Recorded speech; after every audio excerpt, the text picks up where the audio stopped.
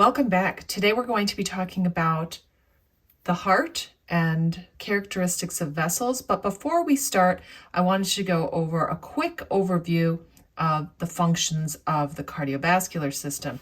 This is a picture from your book, and I really love this picture because it gives you sort of an overview of all the different systems that the cardiovascular system works with. It really shows how it's the heart of the body. So we know the respiratory system brings oxygen into the lungs, and we excrete carbon dioxide out of the lungs. The cardiovascular system's function in the respiratory system, or with the respiratory system, is that oxygen leaves the lungs and goes into the blood, and carbon dioxide that has been carried to the lungs by the deoxygenated blood is going to go back into the lungs and be excreted out. So that's what we call external exchange between the lungs and the outside air. And we're going to talk about that more when we talk about the respiratory system. Now, all of that fresh oxygen is going to travel through the body until we get out to the tissue spaces. So this could be in the hands or the arms or the legs, or even different organs within the body. And this is where the oxygen that's being carried in the blood leaves the blood and goes into the interstitial fluid. And this is called internal exchange. And we're going to talk about that more in the capillary exchange video that's coming up. During internal exchange, we're also picking up waste that has been produced by working cells.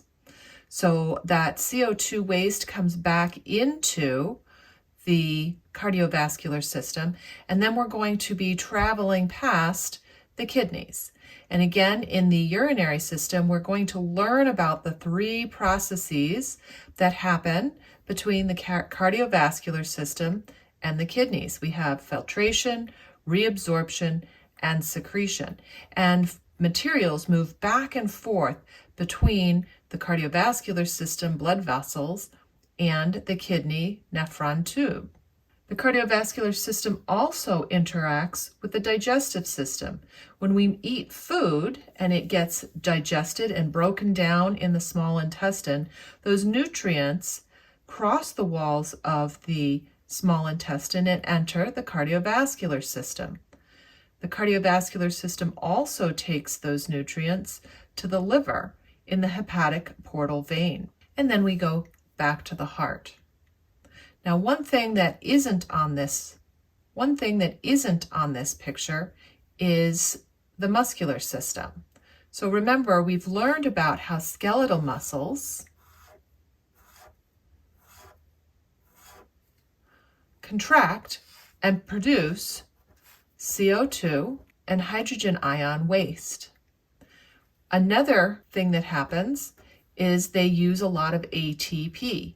And when they are going through cellular respiration to create ATP, you also produce a lot of heat as waste. The cardiovascular system helps maintain homeostasis of body temperature. And in doing so, the hot blood of the body will rise to the surface of the skin and exchange heat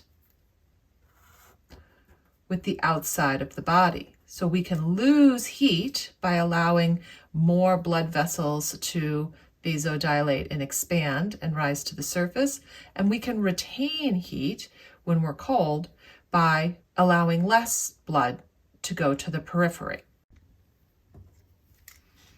So I'm going to draw a quick picture of a heart. And we all know that the heart doesn't really look like this, but I wanted to keep it kind of recognizable. So most people know that the heart is a pump. Its job is to pump blood through the body. However, the heart is actually a double pump. It has two different circuits to it. So one of the circuits pumps blood from the heart to the lungs and then back again. The blue line indicates that the blood is deoxygenated going from the heart to the lungs. And on the way back, we've picked up oxygen from the lungs, and therefore the line is now red. That's oxygenated blood. So that's one circuit, and that's called the pulmonary circuit. At the same time, the heart is also pumping blood from different areas of the heart to different parts of the body. So from the heart into the body, and from the heart into the head and brain, is happening at the same time. This blood comes back to a different part of the heart. Here, the blood is reversed. We pump out oxygenated blood and return deoxygenated blood in the systemic circuit. So the pulmonary circuit and the systemic circuit are happening at the same time. And if you were a red blood cell moving through the blood vessels of the body, you would go from the pulmonary circuit to the systemic circuit to the pulmonary circuit and back to the systemic circuit again, over and over again. So what we have is we have a little connector here where the blood coming back from the lungs in the pulmonary circuit is going to switch over and be pumped out of the heart and go to the rest of the body on the systemic circuit. Likewise, blood coming back from the body or back from the head is going to switch from the systemic circuit to the pulmonary circuit and leave the heart again to go to the lungs and be oxygenated. So we have these two circuits that work in conjunction with each other. Anytime you leave the heart, you're going to leave in a blood vessel called an artery. You can think of arteries as a way, A for away. Anytime you come back to the heart, you're going to be returning to the heart in a vein. Most of the time, the arteries that are leaving from this part of the heart are going to be oxygenated blood. So most of the time, arteries are oxygenated, but not always. There's one particular blood vessel, the one that goes from the heart to the lungs, that is deoxygenated. It's still an artery. This is called the pulmonary artery. It's an artery because it's leaving the heart, but it's deoxygenated because we're taking the blood that came back from the body already. It was already drained of all the oxygen, and we're sending it to the lungs. Likewise, the veins that return blood back to the heart are called veins, but they're carrying oxygenated blood over here. It's hard to write that way. It's called a pulmonary vein because we're coming back from the lungs back to the heart. So these are the two sort of exceptions to the rule that veins carry deoxygenated blood and arteries carry oxygenated blood, except for, again, the pulmonary artery and the pulmonary vein. So let's learn a little bit more about the characteristics of vessels. Here you can see an artery on the right and a vein on the left, and between them, a capillary bed. As we already talked about, arteries are leaving the heart.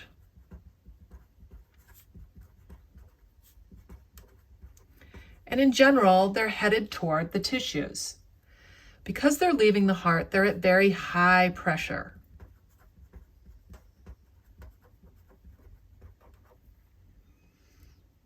Every time the heart contracts, it's going to cause a spurt of blood to move into the arteries, and then they're going to come back down again. So it's going to cause the arteries to expand and then recoil back to their normal shape.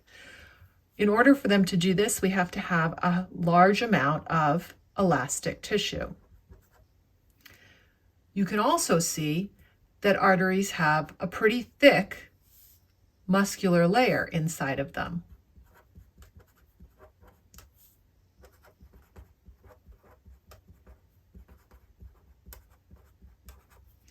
This allows the arteries to do something called vasoconstriction and vasodilation. When the smooth muscle that's in the walls of the arteries contracts, it causes the diameter of the blood vessel to go from a large diameter to a much smaller diameter.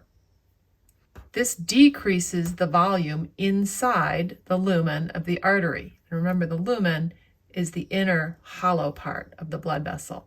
When the volume goes down, the pressure will go up. We can do the opposite as well. Vasodilation is the relaxation of the smooth muscle that's in the walls of the arteries. And we take a small diameter vessel and we allow the smooth muscle to relax, and it increases that volume. As volume increases, pressure decreases. So we can use vasoconstriction and vasodilation to help maintain homeostasis of blood pressure. When needed, vasoconstriction can raise blood pressure, and when our blood pressure is too high, we can allow vasodilation to relax the blood vessels and allow the pressure to fall. Arteries split into smaller and smaller blood vessels. So we'll go from an artery to an arteriole. Eventually, the arteriole will split and split and split into a capillary. A capillary is a network of blood vessels where materials are exchanged between the blood and the interstitial space of the tissues. There is a precapillary sphincter at the beginning of each of these capillary beds. And the precapillary sphincter is there to close off the capillary bed if we don't want gas exchange to happen. For example, if you want your artery to take blood to the muscles because you're having a sympathetic nervous system response, you might close off the precapillary sphincters that are near the digestive system. You don't want to waste blood and energy going through digestion when a bear is chasing you. Alternatively, if you're laying around and watching TV, you might want to close the precapillary sphincters that are close to the big, large muscles of your legs because you're not using those muscles right now. They don't need that much blood. So we use the precapillary sphincters to help shunt the blood where it's needed in the body. Capillaries are where internal exchange happens. You will be watching another video with the details of capillary exchange. For now, just know that capillaries are made out of very thin material, 1 cell layer thick. Simple squamous epithelium. This is epithelium that is very, very thin and flat and has a shape kind of like that, sort of a smushed shape. And this is where diffusion can take place. Some capillaries have holes in their walls for things to get in and out of the tube, big things. Other capillaries are completely sealed and substances must pass through or be carried across the plasma membrane to get in and out of the capillary. Capillaries join together to make venules, which then join together to make veins. And then we're on the venous side. So remember that veins carry blood back to the heart. These are under very low pressure. We've lost a lot of material to the interstitial space around the capillary. Veins also have very thin walls. You can see in this cross section that they don't have nearly the amount of smooth muscle or connective tissue. Because of this low pressure, it can be very difficult to get blood back up to the heart. So we have 3 mechanisms to do that. The first one is that veins have valves. These valves help to keep blood from flowing backward with gravity. We also have skeletal muscles. Veins run between skeletal muscles, and as those muscles contract, they tend to get fatter. When they get fatter, they squeeze the vein, almost like a tube of Go-Gurt, and push the blood up past the next valve. Our third mechanism is the respiratory pump.